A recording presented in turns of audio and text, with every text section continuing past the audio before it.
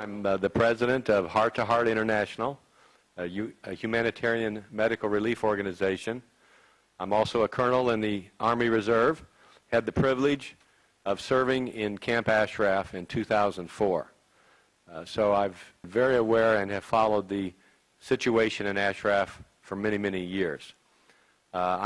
Remember, the people of Ashraf voluntarily gave up their arms, their ability to protect themselves, in really a treaty, in an agreement with our government. And in exchange for giving up their arms and their ability to protect themselves, they were granted a guarantee from our government to protect them. And I was a part of that mission. My job as a soldier in Iraq was to help protect them. I had 400, 500, 600 MPs there as well that provided protection, as well as my job, particular job, working on the medical care side. It's a mystery to me how we think we can simply use some excuse that we're transferring that responsibility now to someone else. That's an easy way to get out of an agreement, to simply say, well, I've given it to someone else, or I've passed it on, and it's not my problem anymore. I still feel a responsibility as a physician when I see these images, as an American, and I see other American soldiers simply rolling up their windows and driving away. I personally feel that offends me, and as an American, as a soldier, as a humanitarian, as a physician, I want to do everything I can to protect, to carry out this agreement that our government has made. I was also there during the investigation. There was a 16-month-long investigation, and I was there during a part of it when every member of Ashraf was interviewed, and it was a difficult time, and each of them were isolated, and the interviewers, the interrogators, were doing everything they can to try to find some shred of evidence to charge someone. In fact, I remember the FBI agents who were there. There were CIA and DIA and military intelligence and State Department and Defense Department and all kinds of people there. Almost more civilians from the United States than soldiers at the time.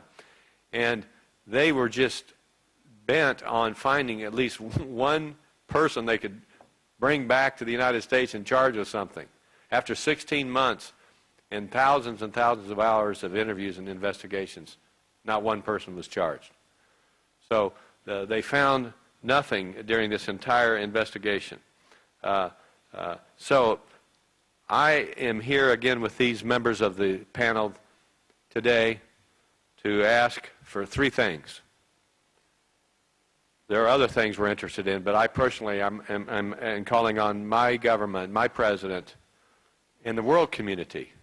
If our country is not going to fulfill the call upon people around the world to stand up for international organizations, Amnesty, ICRC, Red Cross, the United Nations, to come to the defense of Ashraf. The three things. One is, the very first thing is, we need to pressure the Iraqi government to release the 36 hostages. You know who they are. I know some of them. Their pictures are here. They're in the paper. You go in front of the White House. You see the pictures of them, and there's hundreds and hundreds of people throughout the world on a hunger strike. Some of you, how many of you are on a hunger strike here today? Stand up if you're on a hunger strike. So you are among hundreds or thousands of people worldwide who are willing to lay down your lives to have these men released. Thank you very much. We have to have the 36 people released immediately. Number two, we have to ask our government to fulfill its moral obligation, its legal obligation, its technical, its moral obligation to protect the residents of Ashraf. And then number three, one of the great impediments to this entire discussion on this series of events is the fact that the PMI has remained on the list of foreign terrorist organizations. Even when the European community, even when the United Kingdom has done their own investigations and trials and hearings and have dropped the PMI from their list, still the United States remains the one country that has refused to do so. And we must, to further the common goals we share, we must have the PMI removed from that list of terrorist organizations. I can tell you, tremendous work is being done by you and many others. Even in the last 24 hours, we've gotten the support of senior military officials who are willing to sign on and to speak out on behalf of the petition to Secretary of State Clinton. I call upon the attention of people throughout the world to stand with you who are on the hunger strike, and to stand with all of those who are supporting the people of Ashraf and the 36 hostages, to join together with the Near East Human Rights Initiative and many other organizations to advocate for our common goals. And then finally, I am suggesting that the members of the panel here seek to organize a mission, a delegation to travel to Iraq as soon as possible to visit Ashraf, to make a first-hand assessment of the conditions there, to meet with various international organizations and the U.S. military, to meet with Dr. Mutlak and other leaders of the Parliament to try to bring some resolution.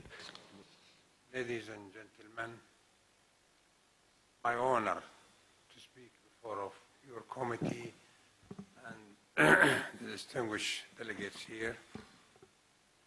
To speak about specific issue is the intervention of the neighboring countries, especially Iran and my country, and the suffering of the Iraqis and the people of Ashraf, the Iranian, the opposition, and Ashraf. We, as a country, been suffering since the war happened in Iraq, from the Iranian intervention in Iraq, the Iranian meddling in Iraq. And we are suffering from the upper hand of Iran in our country. And this rule of the intervention of Iran, the Iranian regime in Iraq would not have happened without the occupation of the American troops to Iraq. So I would believe that it is the responsibility of the American government to protect Iraq and the Iraqis, and to protect the opposition, the Iranian opposition in Iraq, who been lived in Iraq for almost a quarter century, 23 years. So it is first the obligation of the Americans, and it's the obligation of the world who helped occupying Iraq, and who is also responsible to preserve the right of people to defend themselves, especially those in Ashraf. The behavior of those who did the job in Ashraf is definitely not an Iraqi behavior. We've been brought up in Iraq to respect the people who came to live in our country. They are our guests. And those who had to be in our country because they cannot go to their country, it's our responsibility to protect them. So definitely it was not our customs, neither our manners. If you see what's happening in Iran during the election and compare it to what's happening in Iraq, you will see which kind of act it was and who was after that. Maybe some of them are Iraqis, or most of them are Iraqis, but those Iraqis were trained in Iran, especially Badr Brigade, for a long time, and they came to Iraq, and they were now occupying the Ministry of Interior, and probably the Ministry of Defense too. So they were the one who did the job, and they were trained in Iran, not in Iraq. I would expect that the same thing that we all saw on TV will happen to the Iraqis after the withdrawal of the American troops from Iraq if the mistakes that were done by the Americans are not going to be corrected.